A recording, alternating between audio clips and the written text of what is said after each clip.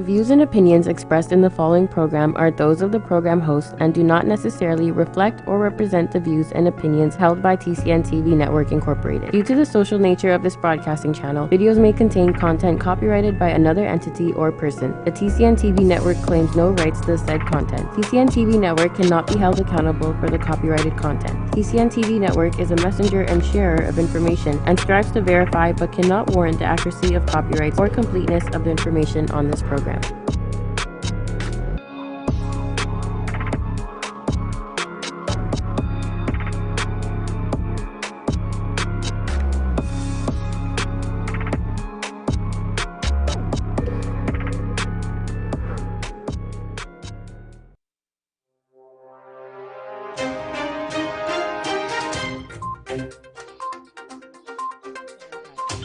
What's going to be happening in the next couple of days now? I don't know how involved I'll be getting in with them, but how did that come to be? Yeah. So. See that? But no, really though. Left. That to me is confounding and confusing in that. That we now have on our roster is growing, and we have a lot of new shows here. I'm only going to offer solutions on the show. I'm not going to do what everyone else is doing right now and talking about how many people got shot, when it happened, how it happened. We know what's happening. We're past that now. We don't need to keep pushing that narrative.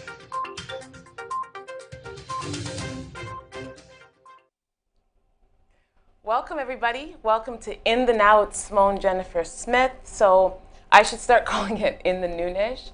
But I say this, it's because honestly, it's just there's a lot that sometimes has to happen to put the show together. You guys don't understand the background workings. So I just call the show In the Noonish now. We're gonna change the name. We'll talk to Grant about that later. Anyhow, guys, welcome. And today, before we even go any further, I actually got a message on my phone about a hashtag that's going around, and I'm going to explain what it is really quickly. It's hashtag cuts, hurts, kids. So I'm hearing this year in high schools, it's kind of nuts. I'm hearing that this classroom size is like 38 children in one class. How is this possible for one teacher?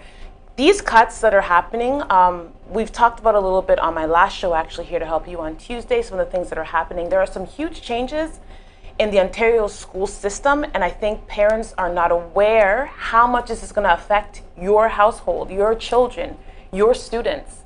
So it's important that you definitely look this up. Just put it into any social media, hashtag cuts, hurts, kids. Take a look at that. There's some serious things happening in our school systems, and we need to start thinking as a community, what are we going to actively do to take control of this? So we just get the ugly news out the way. Now we're going to go into some great things that are actually happening in Ontario. So I don't know how many people are aware of the Halton Black History Awareness Society. They produce and promote inclusivity events focusing on supporting the implementation of cultural history into the educational curriculum and public mindset. They're celebrating Canadian Black history and contributors, cultures, and also do a lot about community integration. So they have a new exhibit called the Emancipation Art Exhibit, celebrating freedom. And it's held annually at various Halton locations. So this Halton, just so you know, is a little bit, it's west. I've been trying to say maybe southwest, a little bit more southwest of Toronto, Mississauga, Brampton area, okay?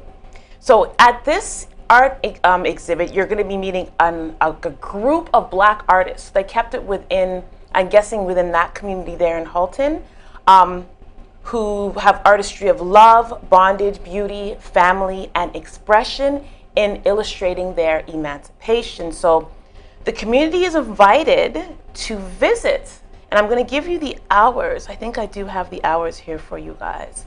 So the hours for the exhibit are Wednesday, Friday, and Saturday from 1 o'clock p.m. to 5 o'clock p.m.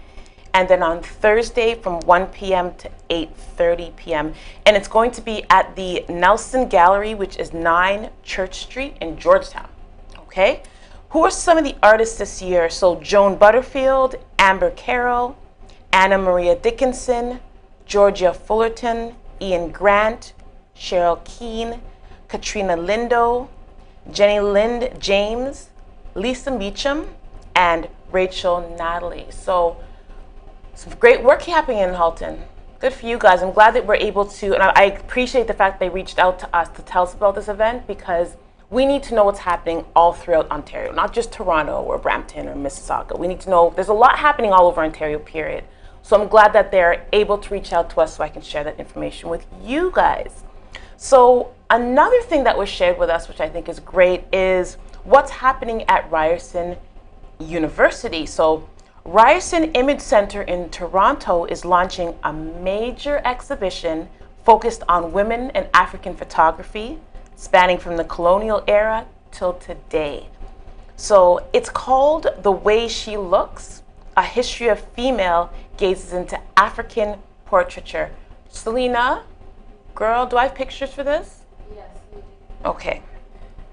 So the photographs are from the Walter collection, and it starts September 11th through December 8th, 2019, obviously at the main gallery, which is the University Gallery at Ryerson. And the guest curator this year is Sandrine Collard. So, John from the extraordinary holdings of the Walter collection, The Way She Looks, revisits the history of African photographic portraiture through the perspectives of women, both as sitters and photographers. So, spanning the beginning of colonial photography on the continent to the present day, the exhibition features contemporary works by female artists including Yato Berada, Jody Bieber, Lebohang Ganye, Zanela Muhuli, Grace Duritu, and Lolo Veloco, alongside 1950s studio portraits by such important historical figures as Malik Sidi and Sidoya Keita, and 19th century prints, Carte de Visite, I believe, postcards and albums. So they have a lot of different art pieces that they're putting out for this. This is one picture actually I posted up on the Toronto Caribbean newspaper fan page, and I really love this picture. It's just, there's just something about this that makes you look back and say, wow, look at how beautiful this woman is as an African woman. And the fact that they're celebrating us not only on one side of the camera, but on both sides. Anyone who's a photographer into the arts, this is definitely something for you. When we come back now, I'm going to be dipping into, oh, hold on, before I go. The fall opening party is Wednesday, September 11th, okay, from 6 to 8. Definitely you can go check on the Ryerson website for this. And it runs straight through, let's see. I think it runs straight through until, did I say? I can't remember if I said or not. Anyhow, it starts on the 11th, and I believe it goes through until October. Actually, November. It goes right into December, so it's through for the rest of the year. I even take a look at that to even give you guys the actual dates, but I know it starts next week and runs straight through until December. So a lot of stuff going on, guys. When we get back, we are going to actually take a look at some more girly things like nails, and the fact that there's a MAC and Estee Lauder warehouse sale happening this weekend. So for all my makeup artists, the next segment is for you. See you guys soon. Are you retiring smart? Make your home's equity work for you. With your home's equity and our 30 years of experience, the Retire Smart Properties team can help you achieve the quality of life you've always wanted. Our services are 360 degrees. We'll give you advice, take care of staging and selling, and help you find the perfect home and community to transition to. It's time to enjoy the retirement lifestyle you deserve. Visit our website today to learn how you can use your home to retire comfortably. The Retire Smart Properties team, powered by RE/MAX West. At Benjamin Law, we understand the real cost of personal injuries.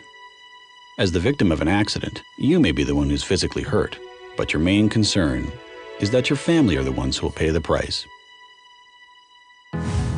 Benjamin Law will be there for you, helping, supporting, and working tirelessly to resolve your personal injury case.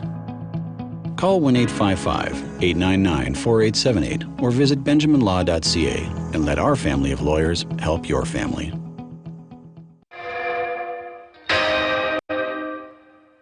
I got a roster, ain't even saving their numbers. Told them that I ain't, but they keep on calling. No, I'm not looking for nothing, but I still got options. This shit's optional. Listen, I got a problem with oodles and noodles and oodles and boodles and I get the track of these. I don't be leading them on, cause they know what they purpose is. Yeah. I can take it, two, that's rude. Every time I make a move, that's new. Everything you say you should, I do it.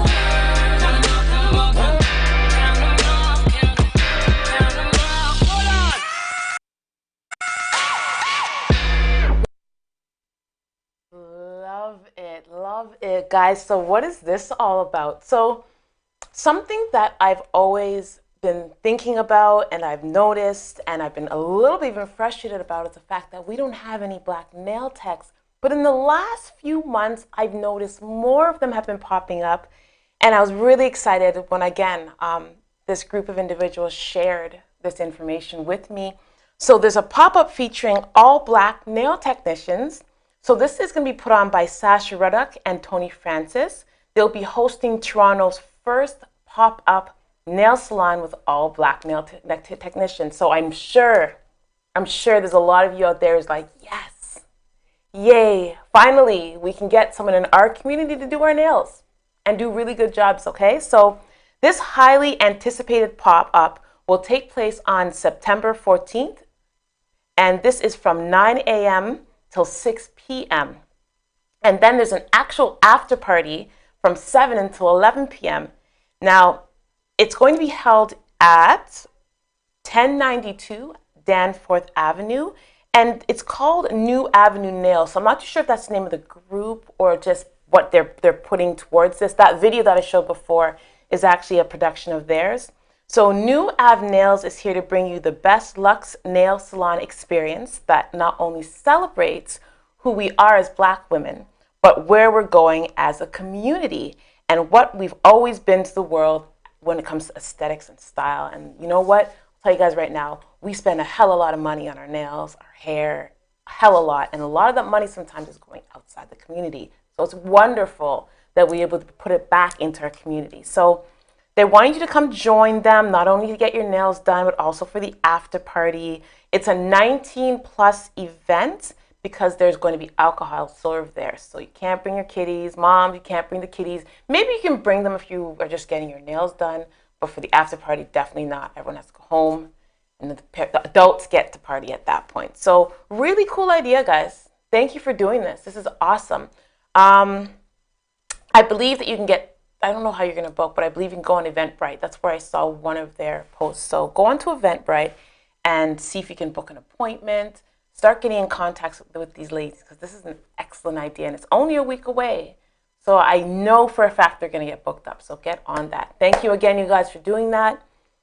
Now, another fun thing, this is more for the makeup artists and our very own Miss Trish Browning. She goes every year to the Estee Lauder and MAC warehouse sale here in Toronto. So what do you need to know about this sale? This event happens 4 times a year, March, June, September, and December. But tickets can be very hard to come by. So this is not something, again, that you can just roll up to. If you have friends who work in companies, larger companies, or advertising, makeup, they may have some tickets, okay? They're usually given to people associated with Estee Lauder, employees, companies, or clients. So your company can sign up for these tickets. So if you haven't done it, maybe in the future you can look into doing that. So it's happening this weekend starting today, and it runs through until Sunday.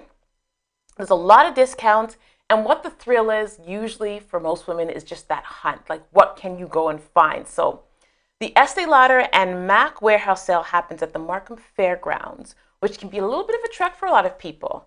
But from what I'm hearing, it's worth it. And there's like a few buildings. They have all these products, MAC, Estee Lauder, Bumble and Bumble, Bobbi Brown, Clinique, Smashbox, Coach, Michael Kors. So it's pretty chaotic, I'm hearing, but I hear it's actually really well organized. Like they put samples that are taped to the desk, and I think that you write down the number, So bring your own pen. This is something that was advised. Bring a pen and a piece of paper, and you take it to a pickup area where you collect your makeup. But I've heard that you can only have a limit. Last year, their limit was $600.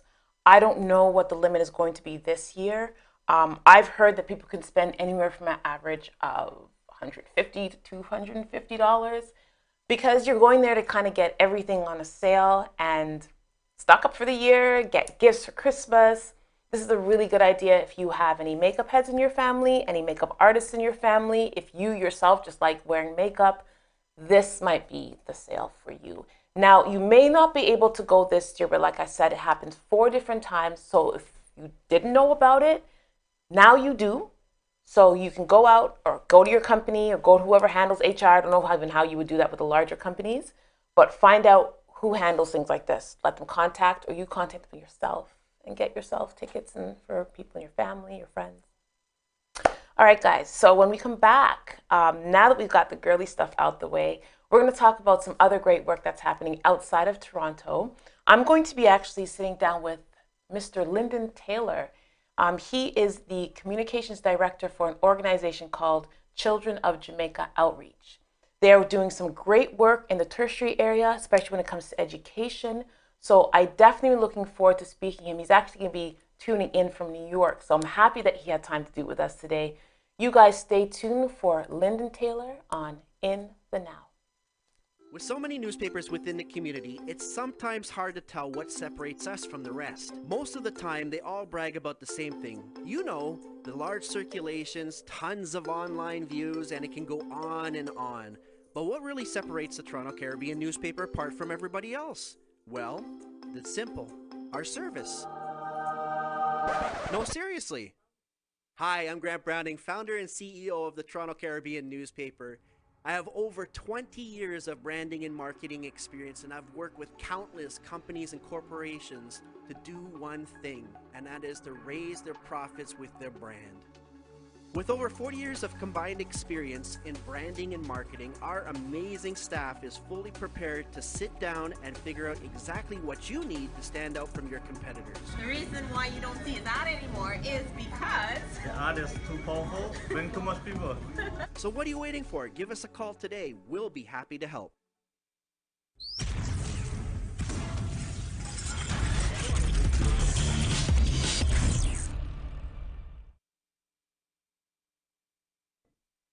Welcome back, everybody. Sorry, I had to take a sip there. So one of our goals here at my TCN TV network is to enhance, of course, and uplift our community by delivering up-to-date news about all the positive and wonderful work that is happening in the African Caribbean diaspora. So my guest today hails from the sunny island of Jamaica and currently resides in New York City. He is a strategic communicator, an excellent storyteller, a media relations expert, a speech writer, and an event planner. So as a communication pro with just over 20 years in the public relations and communications industry, he has worked with major Caribbean global brands such as Jamaica Tourist Board, Air Jamaica, Hyundai Hope on Wheels, New York Urban League, and the South African Airways. I would like to welcome to the show Mr. Lyndon Taylor. Your smile. Thank you so much. Thank you. Did you like my intro? Always a pleasure. Well, you always seem to really know how to powder my ego, but that's really great. How are you doing, Lyndon? I'm wonderful. Thank you so much for the opportunity. Of course. You know what? We've been planning and thinking of when we would do this and how we would do this. So when you came to me last week and we were talking about this work that you do with Children of Jamaica Outreach, I was like, okay, yeah, I think this is the time to do this. So Lyndon, how about first, before we get into that, can you tell people a little bit more about your involvement with this organization? The organization, Children of Jamaica Outreach, started working with them 15 years when I emigrated here to the U.S. While I worked in Jamaica, at the government news agency, the Jamaica Information Service. My colleague had done a feature on the organization, and she knew I was emigrating to the US to pursue some graduate studies. So she said, when you get there, you must reach out to Gary Williams, this person, and see if there is some way you can work together. So I did reach out to him once I got here, and indicated to him that my colleague asked me to reach out to him. So we've been working now for 15 years, working as the communications director for the organization. And I mean, it certainly has been a pleasure because, as you know, when you can impact one child, you're impacting the future. So I'm really excited about So the work tell that we me do. more about your role as the communications director. What are some of the things you've been involved in?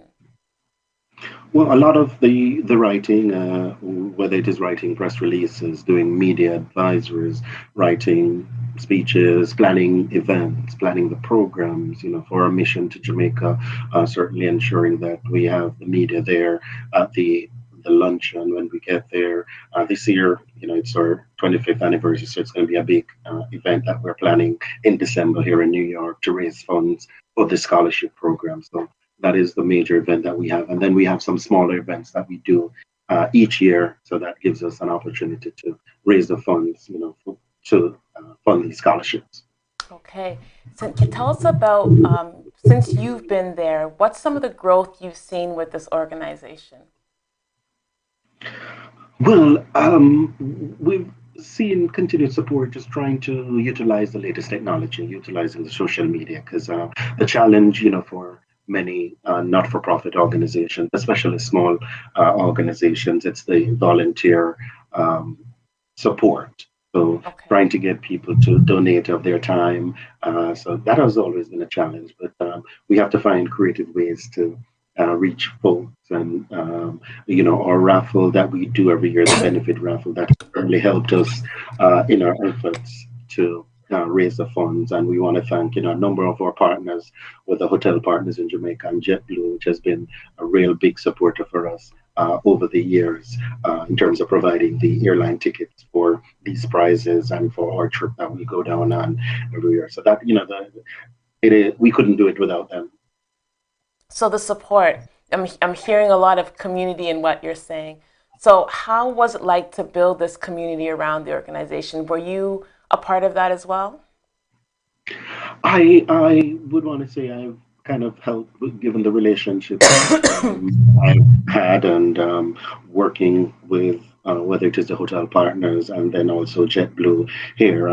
That relationship had started way back when our founder, Gary Williams, he worked in the airline industry, and he had met the founder of JetBlue at the time, and that was how that relationship started. And then we were able to build on that, over 20 years later. So that has been really strong. Going, a number of partners in Jamaica as well, which have contributed to the effort. Okay. And Mr. Gary Williams, I've seen a few videos of him. I have one that I'll be playing in the next segment. What has it been like working with him for the last 15 years? It has been a pleasure. I mean, as you know, with any kind of relationship, sometimes we argue, fuss, and fight. But as I say to him each time, it is the cause is what I'm concerned about. So even if I don't necessarily speak to him for a day or two, I'm going to say, Mr. Williams, I will call you back. Each time the mission is what keeps us. We know that it is for the benefit of the children. So, there are those moments, as you said. But as a communicator, I will provide counsel and say, I think you should do it this way, and he has his own way of doing stuff, but we'll certainly, at the end of the day, we always say, hey, this is the mission, and we're focused on the mission. Okay. Tell us about more of your team members. Who else do you have working alongside you? Because I can only imagine with event planning, with you're in New York, and this stuff is happening in Jamaica. Yes. One of our pivotal persons in Jamaica is Marcia Erskine. Her company, Marcia Erskine and Associates. Gary met Mrs. Erskine while he She was handling the PR for British Airways. So that has been the relationship, but she has been a big supporter for us on the ground, assisting with the communications and media relations efforts on the ground. So we want to really give, a shout out and say big thanks to Marcia Erskine of Marcia Erskine and Associates for her work as our communications consultant in Jamaica. She does a lot of the legwork, sometimes reaching out to partners, or if the media needs to come up to cover some of the events, she will assist us in those. She's certainly one of the persons on the ground, and we have a number of partners. If you allow me to mention some of those, the hotel partners, like for Yes. this year, Hilton Hotel in Montego Bay, Iberostar, and Couples, they were our hotel partners. So we did a raffle, and they donated prizes, and then JetBlue provided the airline tickets. So from that, it assisted us in terms of raising the funds. And this year, we'll be presenting all of 10 scholarships this year. So it's the most that we've presented since we started in 2012 with the scholarships. We've been going back each year, and we've supported the many childcare facilities that provide for these children who are left in the care of the state. So each year we go back, and we've built libraries, we have helped with refurbishing the kitchen, providing refrigerators, computers, you name it, we have done a lot of that. So when we started in 2012, we started with scholarships. And that grew. So the following year we did 3. In 2014 we did 4. 2015 we also did 4. 2017 we did 6, and 2018 6 scholarships. So this year we're stepping it up a notch with 3 scholarships. And we thought, and that would be valued at about $40,000 in terms of the scholarship. They're really happy, and the students are really appreciative, the support, because as you said, this helps them to further their academic achievements, and then they can then become productive members of society, and then make their contribution and pay it forward. Yes, and it's, you know what, as you say, you need a village. A village raises a child, and this is a great example of it. So when we come back, actually, Lyndon, I have a quick video kind of highlighting Mr. Gary Williams, and also we're going to talk a little about, he had some comments which I had to pull out because I thought they were very strong, and I really don't want to talk about them, and then talk about this year's event more specifically, okay? Sure, not a problem. All right, so viewers, when we get back, we're going to have a little bit more with Mr. Lyndon Taylor, and we're going to find out more about this organization. I also believe that Selena will have the webpage for me, yes? Yay, so she'll bring that up so that you guys can actually go on there. There's a place for you to make donations, so I would definitely say this, if there's any cause, it's always going to be for the children. We see what's happening here in Ontario right now, so we need to start obviously taking care of our own, but understanding these needs are everywhere, okay? So when we come back, we'll dive a little bit more into the organization and talk a little bit more of Mr. Gary Williams and some of the great work he's doing along with Lyndon Taylor and the team for Children of Jamaica Outreach. See you guys soon. At Benjamin Law, we understand the real cost of personal injuries. As the victim of an accident, you may be the one who's physically hurt, but your main concern is that your family are the ones who will pay the price. Benjamin Law will be there for you, helping, supporting, and working tirelessly to resolve your personal injury case. Call 1-855-899-4878 or visit benjaminlaw.ca and let our family of lawyers help your family. Has devoted his life to helping children. He's the founder of the group Children of Jamaica Outreach, or COJO. It assists children from both Jamaica, Queens, and the island of Jamaica with funds, supplies, and social development programs. And I've always wanted to give back to my community. And in 1994, a group of us decided to give back to the community, and I started this organization on the basis just to help children in need. When these kids get these goods, whether it be book, a computer, it's like an ecstasy. It is a great feeling, it's self-gratifying to know then that you are part of doing this for them. Most recently, COJO has made significant contributions to the Jamaica YMCA and their Strong Kids campaign. The initiative provides free membership and encourages kids to become more physically active and health conscious. Chose the Queens YMCA because this is our community, this is where I live, and this is Jamaica Queens. The Y is the best vehicle to channel that to kids, because why empower kids there. Because oftentimes people think it's about dollars, but what COJO has basically done is they've set an initiative for other folks to get involved with the Strong Kids campaign and make contributions. See, every dollar that we raise doesn't go to just one family, but it underwrites several families. One participant of the program says the YMCA is somewhere he calls home. Yeah, it's a very warm feeling here. I mean, I don't feel like a stranger or anything. I feel comfortable. It keeps us out of trouble and makes us always have something to do. Gary's colleagues say he is the greatest force behind the group. It's always a joy when you're able to give to a kid, or and it brings tears to my eyes at times. Okay, these kids just come to embrace you, tell you thanks. So for making children a part of his life's work, Gary Williams is our Queens Person of the Week. Samuel King, New York 1. I dug for that one, eh? Lyndon. Yes, welcome. Went into the archives. I dug for that one because I was trying to find them. Like, I need the perfect video to explain in like a minute exactly what they do. So I hope I did a good job there. Yeah, thank you so much for that. As you know, we're based here in New York. The organization is headquartered in Jamaica. So it's important that we give back to the community where we're based and where we're housed. So we do some work here in Queens. That's some of the members of the executive. Yes. You will see Victoria Harper and Paulette Taylor, no relation with me. Marcia Erskine is to the far right or left, depending on how you're looking on it. And Bob D'Souza, who was in the interview, and the brothers, they were there as well. So I mean, it's a small team, but a powerful team in terms of the work that we do.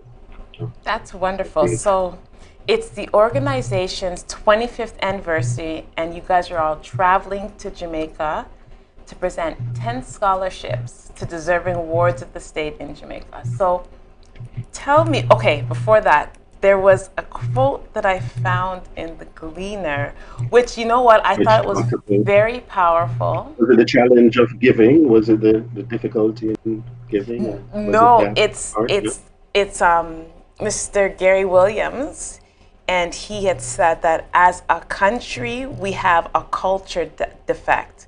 We don't give. And that same problem in the United States with our own people. They'll pay money to go see a reggae concert, but if asked to give money to benefit a child or for education, oftentimes they won't do it because they don't see any returns or benefits to them. So really true as what we have found, having emigrated here to the U.S. I mean, Jamaica doesn't necessarily, and a lot of the Caribbean countries don't necessarily have a culture of philanthropy. It is not, here in the U.S., somebody will write you a check and, obviously you get a tax write-off. But I think you say within the Caribbean, it is much more difficult in terms of a charitable organization to operate and do business. So a lot of times they're now very popular. It's the 5K runs or a 10K. That is what foundations and organizations have been using to raise funds in Jamaica and in the Caribbean. So every week there is a 5K now, and such events, whether it is a dinner or a dance or a kind of raffles. These are some of the things that we have to do. But it's certainly tough, and not always easy. I think we were trying to set up an account in Jamaica, and the challenge is all that they were asking for. I mean, we haven't been able to do it, but it's just so much that is required to, just open not for profit organization that, you'd probably get too many gray hairs. So you said, forego that. I shouldn't be laughing because that's actually terrible. That's too bad that it's that much of a struggle. Or it's about the money. That's just what it is, what it sounds Yeah. like. So, So, I mean, we're happy in terms of our partners, the Child Protection and Family Services Agency, formerly the Child Development Agency. We have worked with them for many years, and it is through them that we're able to really reach the needy and all those deserving, as we said. Because sometimes it is just a difficult situations, and they have no control. As you said, they're not responsible for the situation in which they were born, or or they found themselves. So it is not fair to them to be able to be in those challenges. So a lot of times it is that they just need that support, that extra hand. And one of our scholarship recipients, he was just featured in the Gleaner. There was a story, I don't know if your associate could pull it up, the real McCoy McNeish. He was a recent recipient hold on. Let's of see one if of we our can do this. scholarships. Let's see if we can do Yeah, this. No, no, no. Is that yeah. him? So that's not him. That's Okay. the story was recently, just about probably a week ago.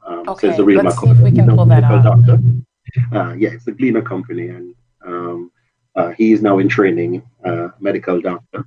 And so you feel, you said you see it, and he was just talking about the challenges that he encountered in terms of in medical school and how the various organizations helped him to complete. And now he's interning in St. Anne, where he's from, and he's looking to kind of do work. I think it was a general practitioner, or I think he's focused on, but he really wants to, kind of, as we say, pay it forward and give back based on all that he received, during his training and the years of support of various organizations that helped him. Okay. Did you find that? And it's the real McCoy, Lyndon? It said the rise of yeah. If you put the Gleaner Company and then just probably put the rise of the McCoy. The rise of the McCoy. See if we can pull that up. And it's good Yes, because I was about to ask you what were some of the success stories. So you got to yeah, that. that's just one. That's one, and another in the meantime. Another of our beneficiaries, a former head boy of San Diego High School in Jamaica. He is now the president of the UWI. He attended University of the West Indies, and he is now the head of the Alumni Association at the university. So just the work, as you said, you see it reaching, and you see the individuals, achieving their full potential, because they just need that kind of a support. A lot of times, it's not a lot that is required. Um, an average tuition at the University of the West Indies is about $3,000. So it's not a lot considered to the universities here in the Right. US or in Canada there. So, you know, we ask persons if they want to underwrite a scholarship, they can do that as well. So it will be named in their honor. And a few years ago, a former ward of the state, he's now living in Australia, and he donated. I think when Mr. Williams saw the donation, it was, I think, probably about $10,000. And when we had seen it, we were wondering if it was a scam, because as you know, so he was checking, and yes, but it was real. So he's now based in Australia, and he earmarked the funds. We did like two homes, one that he was a part of, and another. So he earmarked those funds, and we presented scholarships, and we did some appliances for both of the homes. And he just wanted to say, hey, as a result of the home that he was a part of, that he is now he's doing well, where he was adopted by a family, and now he was able to do that. So it's really a great thing, as you said, when we can, as a beneficiary, if they can go on and then continue to give back, it will then help, and we can then continue to grow. So, Lyndon, what I would definitely like for you to do for us is when you get back, let us know how this year's ceremony went. Very interested to hear that. And I want to thank you for sharing it with our Definitely. viewers. No, I really want to. I want to thank you for giving me the platform, because, Of as you course. said, a lot of times the work, you do the work, but you want for, especially our donors. This year, we really want to thank JetBlue, and a new sponsor this year is Enterprise Jamaica. They are our ground transportation, so they're providing our car for us during the week that we're there in Jamaica. So Enterprise Jamaica. They're our ground transport provider. And the luncheon sponsor, Sagicor Jamaica, they underwrote the cost of the luncheon for us this year. So as you said, we've been, really reaching out to the corporate entities in Jamaica and, those who are based here, just to say, as we say in Jamaica, one cocoa full basket, or as ever make a muckle. So we encourage people, no matter how small, to give. And I know you probably pulled up the website. People can just click on that donate button. It's COJO Kids. If you go to the front page, the home page, you see that it's to the top right. There is a button that says donate. Yes, so they could click on that, and then all the cards are there. They could just make a donation, no matter how small. It will go towards helping a child in need. Thank you, Lyndon. Thank you so much for coming on. I appreciate you. Thank you so much for the opportunity. We encourage your viewers and your listeners to just donate. Is that you? See, you're getting busy. Lyndon, have a good day, okay? Thank you so much. Bye, and everybody have a wonderful week. We'll see you next week on In the Now. Take a look at the website, visit it, see what else is going on in the world. You know what? This may not be something you want to donate to, but if you can donate to something outside yourself, if you can do something outside of yourself for the community, it's the only way we're really going to grow, guys. So let's start growing and building and doing for each other, especially for the youth, because they need us. You guys have a wonderful, wonderful day. I'll see you next week.